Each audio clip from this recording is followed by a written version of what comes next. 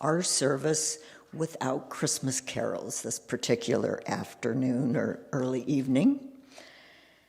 Welcome one and all.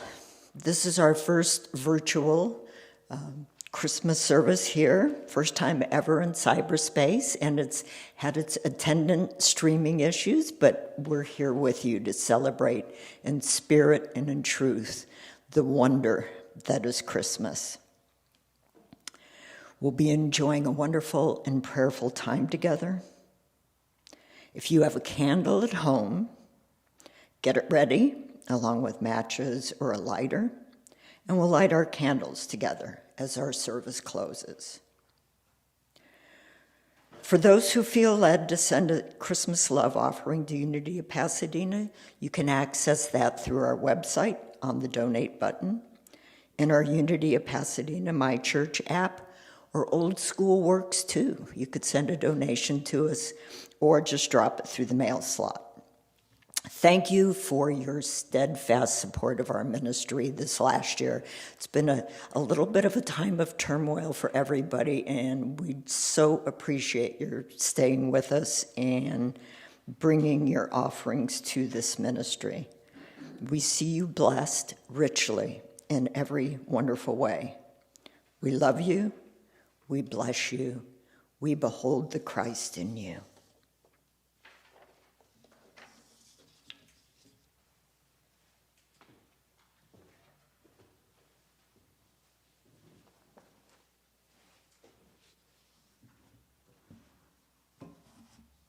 Christ is born anew in me. And that Christ presence is born no matter what, no matter where, with or without music. There is always the Christ within, ready to express in any circumstance. So thank you, Andrea, for that wonderful, warm welcome. I'm Reverend Suzanne Leonard, and so glad to be a part of our service this evening. Let's just take a moment right now as we move into this evening to breathe in and breathe out that breath of God.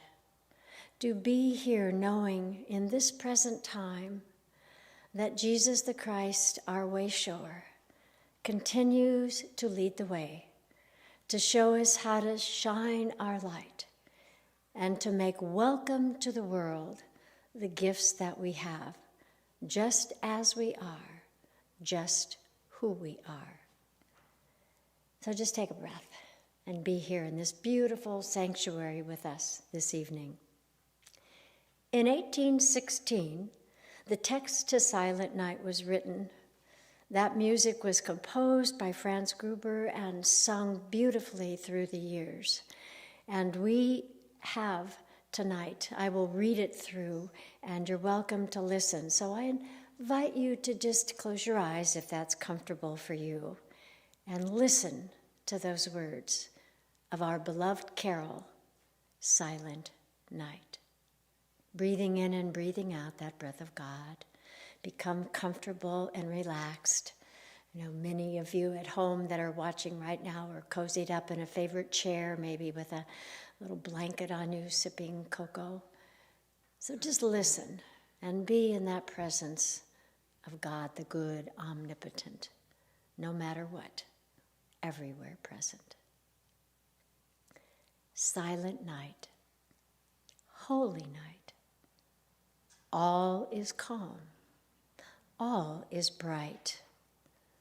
Round yon virgin mother and child, holy infant, so tender and mild, sleep in heavenly peace. Sleep in heavenly peace. Holy light, perfect light, Christ of God, oh, how bright. Doth thy spirit shine always, healing, blessing all of us each day, with thy heavenly love, with thy heavenly love. So just take a moment and feel that heavenly love encompassing you. You're not a babe, of course, but you still are vulnerable to the world. And yet in this silent night, this holy night, this Christmas of 2020, you are every bit as precious and every bit as important to God, to this season, and to Christmas Eve. So the reason that we have a Christmas Eve candlelighting service is to celebrate Jesus as the incoming light of the world, and to know that that presence, that Christ's presence, is here with us right now. We know that the Christ Spirit dwells in each and every person, always, at all times, in a myriad of ways across the world. It was a century ago that our co-founder, Myrtle Fillmore, wrote that Christ comes as a spiritual, invisible presence. Many of us know we just can feel that. Sometimes for me it comes as a warmth. Oftentimes it will maybe come as a soft guiding voice. But you know when you're in the midst of that spirit. So unity looks to God and the child born on this day in an interesting and unique way, we feel. Because every person has those spiritual faculties that will be lighting candles, reminding us of those that are within us all times, in all ways. So we look to the Magi of the East to stand for those stored up spiritual faculties that are in each person. We look through the star to the divine guidance, that star of Bethlehem that came and knew that something good and great was happening in Bethlehem that evening. We look at the shepherds as that steadfast devotion to humanity, the angels as the radiant thought in every person's life. So we're gathered together tonight to share the light that shines as hope, as truth, as love. For these qualities shine through all of us, through our thoughts, our words, and our actions, as we receive the Christ light through us. Receiving and being the Christ light, that's Christmas.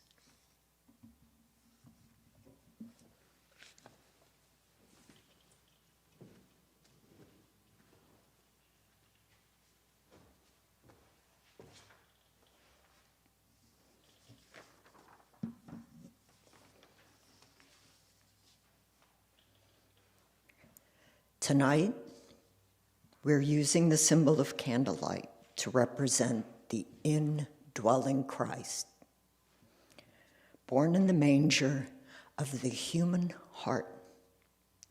We will light candles tonight and share the light together. We're given a truly magnificent gift at Christmas time. Let us consciously acknowledge the Christ of our being. By sharing the Christ light, we are shining through the darkness and remembering to live as the light. The large lit center candle is our remembrance. It reminds us of Jesus, our master teacher, the Son of God, who said to us, "I am the light of the world." You are the light of the world. Let your light shine. You may want to light a candle of your own at home, but if you don't have one handy, just focus on the candles we're lighting for you.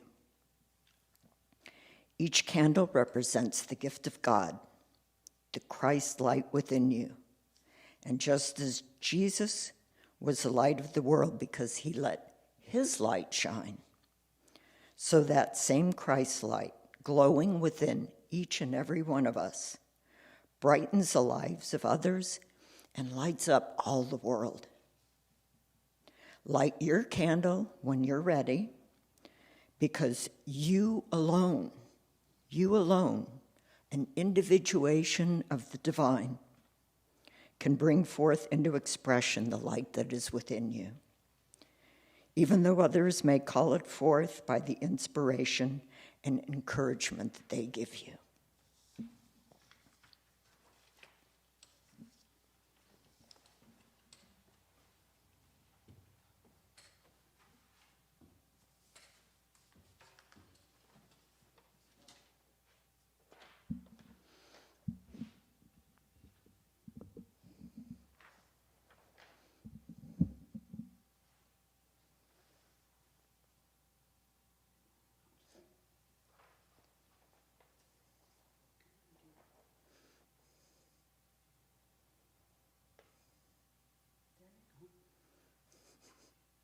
We light the first candle for John, who represents love.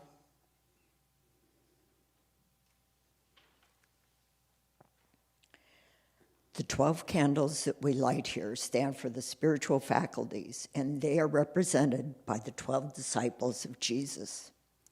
We will be thinking about the divine faculties these individuals represent to us, and knowing that the same spiritual qualities are right now being brought to light in us as we come into the realization of our unique individual spiritual gifts. As the 12 candles are lit, let us consider the spiritual qualities that Christ calls into action in each of us. Please join us in thought for the lighting of these 12 candles. For each of the 12 disciples called by Jesus, representing for us tonight the 12 spiritual faculties of each child of God. We light the second candle for Peter, who represents faith.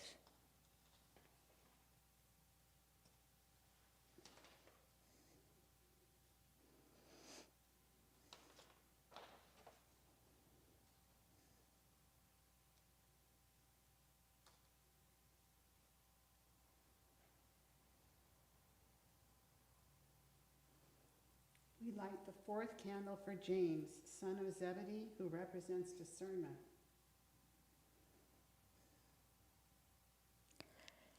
And we light the third candle for Andrew, who represents strength.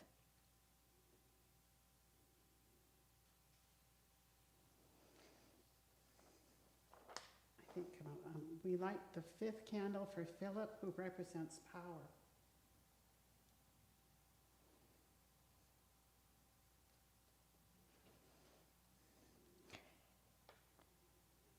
And we light the fourth candle for James, son of Zebedee, who represents discernment.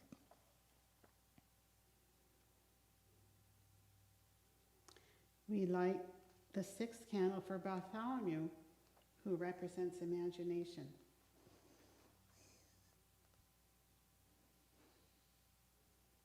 And we light the seventh candle for Thomas, who represents understanding.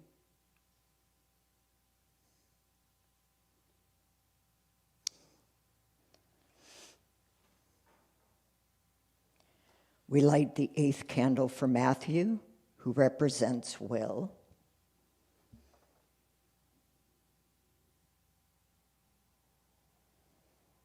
And we light the ninth candle for James, son of Alphaeus, who represents order.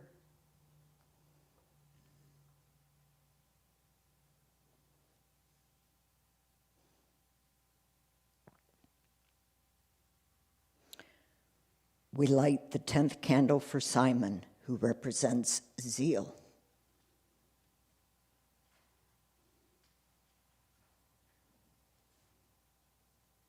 We light the 11th candle for Thaddeus, who represents release.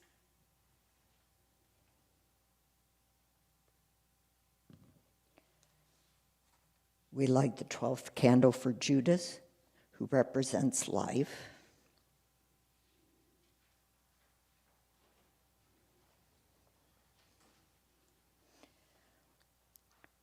Let us honor the silence now as we light our own candles.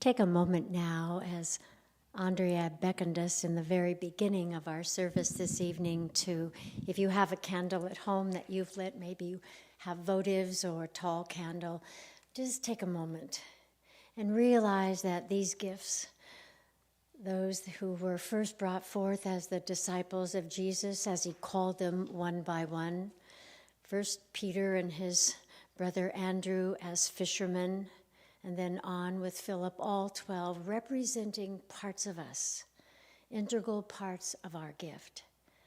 So just take a moment, breathing in and breathing out that breath of God, as we acknowledge that now, today, we are part of that new beginning.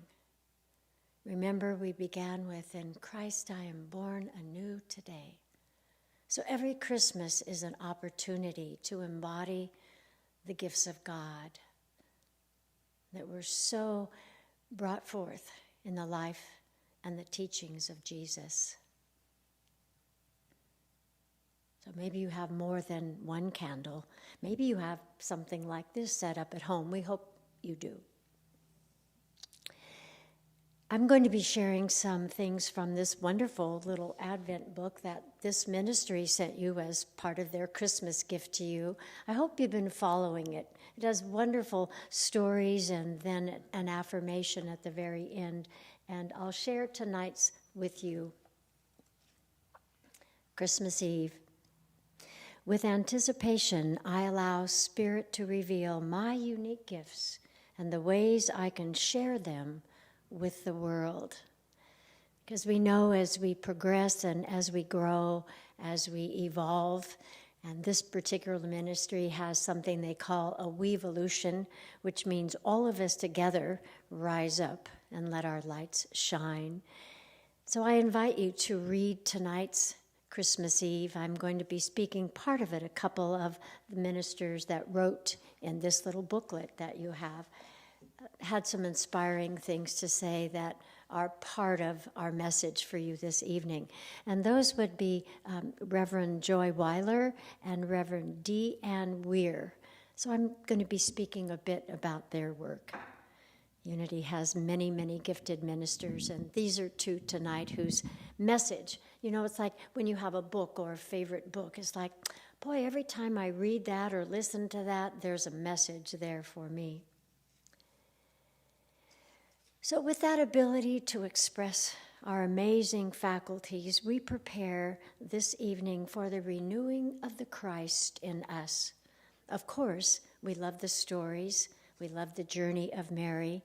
We love the wonderful innkeeper story that Reverend David shared with us last week. Wasn't it magnificent? I mean, I felt like I was at spiritual theater. It's like, oh my gosh. I mean, I knew you were smart, but I didn't know you were theatrical as well. So if you enjoyed that at home, me too, because I always watch from home whether I'm speaking or not. But it's that idea that Jesus' life touched so many, even as a babe, just like we do.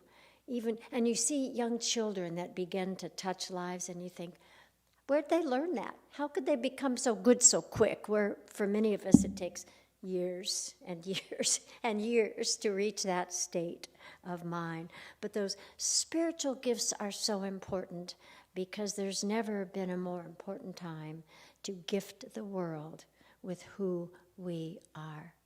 Each one of us have something to say, have something to do, and have lots of people to love.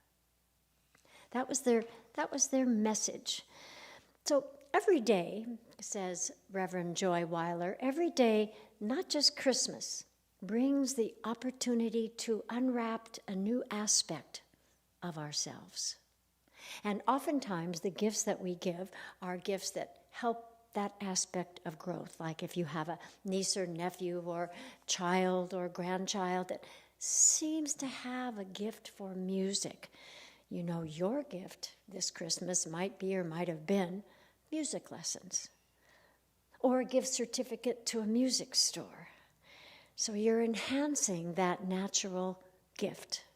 For me, growing up, the gifts I loved most at Christmas were hoof picks and body brushes and mane combs. Do you see where this is going?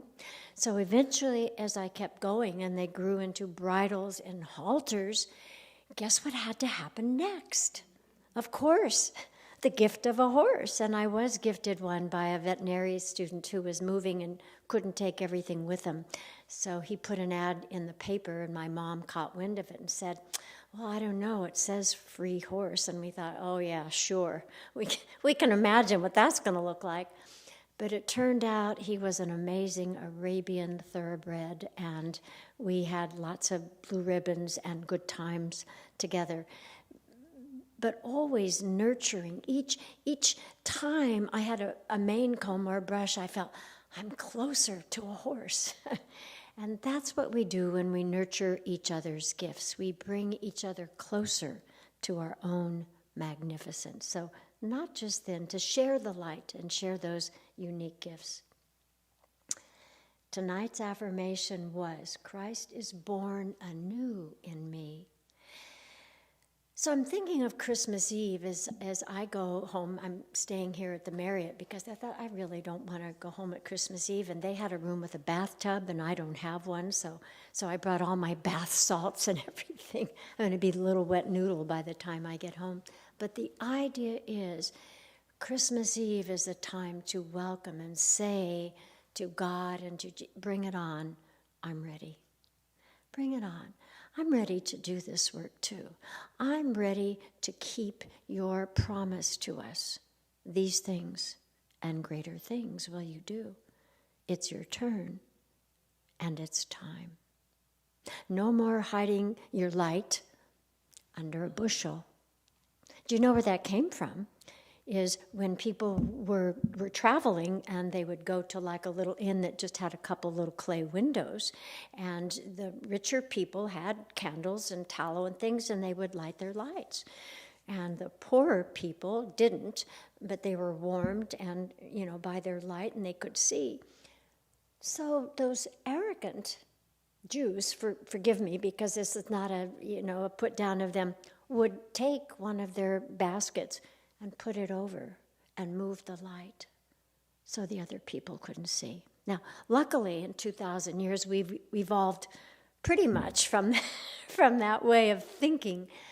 But when somebody else's lights shine and they bring the light to you, then you both have it.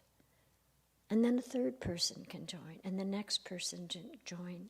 Because the beauty of the Christ idea is that everyone's included. Nobody does not have gifts.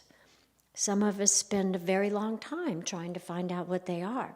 Some of us just pop out with a lot of them all the time, and it's like little puppets saying, what will I do next? Will I do music? Will I write a book? Will I have a couple of kids? What will I do next? The important thing is to find your gift, to use it, and to give thanks for it. Give thanks for it. So let's add to tonight's affirmation, I allow Spirit to reveal my unique gifts and all the ways I can share them with the world. Right here, right now, what's my gift? What am I going to do with it? I'll say that again and let you have a few moments to think about that. I allow Spirit to reveal my unique gifts and the ways I can share them with the world. So take a moment in the silence and allow those undone, unseen, on the back burner ideas to bubble up. Throughout this evening and even tomorrow morning with the celebration of the birth Christmas day, God, what is mine to do? I am born anew in Christ, so what is it?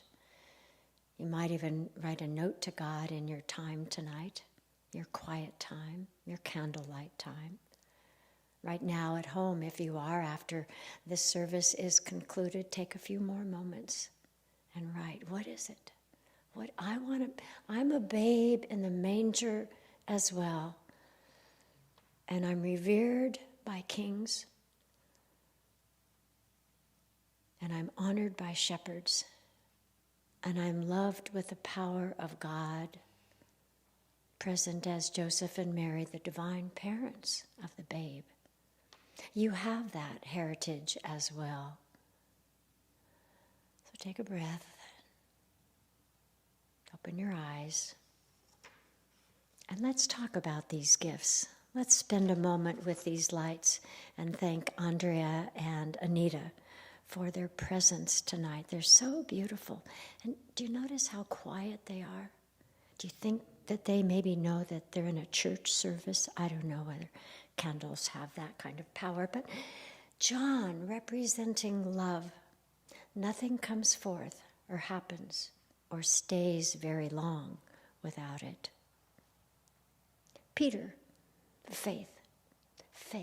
Peter, who was to the disciple, as the stories goes, a bit of thorn in his side because he was the questioner. He was always asking questions. You can just imagine Jesus one time saying, Peter, stop it. I've had a hard day on the road. Just stop it. Let's just have dinner. But we need that. And it's faith that says this will happen. This will happen. Faith tonight, as we were getting ready for you, it took us a little bit longer. But here we are. Because we had faith that this was going to happen for you. Because we promised you a Christmas Eve service. Andrew was the strong one. And sometimes it takes that strength of faith to endure. We've all been using Andrew, that disciple's power, a lot this year. Just to be strong. Be safe, be healthy, be happy, be strong. It's the end of most of my emails and probably most of yours too. Be safe, be happy, be strong. And of course we do that by distancing and masking and lots of vitamin C and good Netflix and all that kind of thing to keep that immune system, which is what the COVID happens to be tampering with temporarily. James of Zebedee, who represents discernment. What shall we do? We had to use that as a crew of 5 wise women here tonight. What should we do? Should we go on with music, without music? Should we not have the service? What should we do? So we've been on the phone to Levi with the music that was not quite. Nancy has been up with her high heels trying to. You may not know this. I'm giving you the behind the scenes, what we have been doing, going the extra mile to have this happen. Why? Because we believe in Christmas and Jesus and giving you the service that we promised. Although it may not look exactly like we thought, nonetheless, here we are. Here we are. Philip representing power, not the kind of power and strength, but that internal power that knows what it knows. The quiet word, the sure stance, the tenacity, the powering through no matter what. I am of God. Tonight I'm renewing that covenant with God. I am putting myself as a newborn babe in the manger. And the manger is that nestling place. Some of us depict it as like a stone crevice, that biblically that's kind of what it is. Just a little place where you could house the animals and they could eat. But nonetheless, it gives you a place to be, to nurture. Bartholomew is one of my favorites because he is the disciple that represents the light color. Blue is his color. Most of the disciples later on, Charles Fillmore didn't give the 12 powers a color, but it kind of evolved. Bartholomew's color is light blue, like the sky, like the ocean, like your favorite flower. Imagination. We imagined this to happen. It happened a little differently, but first it was an idea in the mind of us, and here it is. And that's how all divine ideas are born, in the mind, in the manifestation. So what are you thinking about? Because it's about to happen to you, through you, or for you. Is it a high, lofty Christmas thought? Or is it a deep dungeon kind of thought still? I'm born anew in the Christ. This is your turn. Matthew represents will. I will do this. I will show up. I will be present. I will it for me. And then, of course, God's will is the archangel power, is the high power that says, my will be done, and it drops down into us. And so when we're doing something that's God's will, we know it, we feel it, it's big. Which is why Jesus was always the first to surrender, say, now, I'm not sure this is exactly how the conversation went, but probably close. Okay, God, my will would be this. However, you seem to be with the big picture in the bleachers. I'm on the 50-yard line, so you know you're in the bleachers, God, and I'm down here warming the bench for you. Your will, because you see more. You see more of the big picture. And so when it's God's will, it's effortless, it happens, not so much, you don't have to, and you can tell the difference as we serve this faculty. If it's your will, you know, your will has a look. It's this look, doesn't it? Mm-hmm. And God's will has this look. My people, my world. Here's how this is supposed to look. Here's how we're supposed to cooperate. Here's how we're supposed to get healthy together. Here's how. Thomas represents that understanding. And metaphysically, Thomas is the grounding spirit, the feet. When you understand something, you're on firm ground, aren't you? I understand this. It kind of takes, I don't want to get out of camera, it kind of takes this quality. You're just sort of there. I understand. Wow. Do I ever love that when I'm on my computer trying to find something? We don't quite understand what happened here tonight, but we're awfully glad that you're with us. Then we have Simon, who represents zeal, one of my favorites. You can have all the love, faith, strength, all that kind of thing, but if you don't move forward, nothing happens, right? If you don't move forward with that idea, if you don't move forward with the will that you see, nothing happens.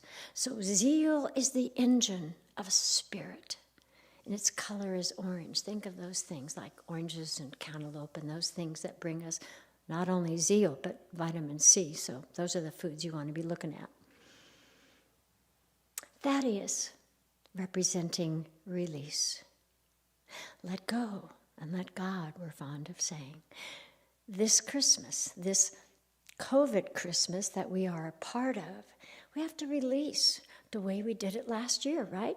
Is anybody out there doing Christmas the way you did it last year? No. Neither are we. However, this Christmas has its own gift. This Christmas has its own people. This Christmas has a new you in it. And finally, Judas, who represents life. Life. And Jesus came to have what kind of life? Abundant. Did you hear that, everyone? This whole choir of 4 people said abundant. Well, not all 4. Some are still working on that. But anyway, we're having such a good time. I hope you're having as much fun at home as we are here. Abundant life. Gifts for everyone. This is the day, the evening, you get to be Scrooge on steroids. Come forward. Let me keep Christmas every day. Didn't he say that? Do you love that? I love watching it. He leans out the window and he asks that boy, is that turkey still down there? And the little boy says, go get it. And I think he throws money out. I mean, who would do that? Throws money out the window and he goes and gets the turkey. And yahoo, he hasn't missed Christmas and Tiny Tim and all that. He has a resurrection of spirit. I know we usually say resurrection for Easter, but Christmas, if you're born anew, you're born anew. You know, the whole Easter Christmas has a relationship with it because one is being born into the world and the other is being born into another world, a spiritual world. So they are connected. But today we have life. We have life. We have strength, we have zeal, we have all those wonderful qualities that we can choose to bring forth right here and right now, this Christmas. So as I close, I invite you at home to lift your candles in the remembrance of that Christ presence who declared, I am the light of the world. You are the light of the world. Let your light shine. So if you're home with some candles, just see how well-behaved candles are when they come to church. Are you looking at this? They are just perfect, and I hope yours at home are too. If they're wavering a little, peace be still. Know that we love you at Unity of Pasadena. We bless you. We are glad that you're home watching us. We wish you were here next year. Next year at Unity of Pasadena, you'll see us here. Every bit as bright and beautiful and resplendent and loving you every bit as much. So we will see you again soon here at Unity of Pasadena. Now this Sunday, we will hear the rest of the story. Come and see and hear. Come and see from a distance the babe Jesus's first years, how they were spent. You'll want to know. God bless you, everyone. Have a holy and happy season. Amen and amen.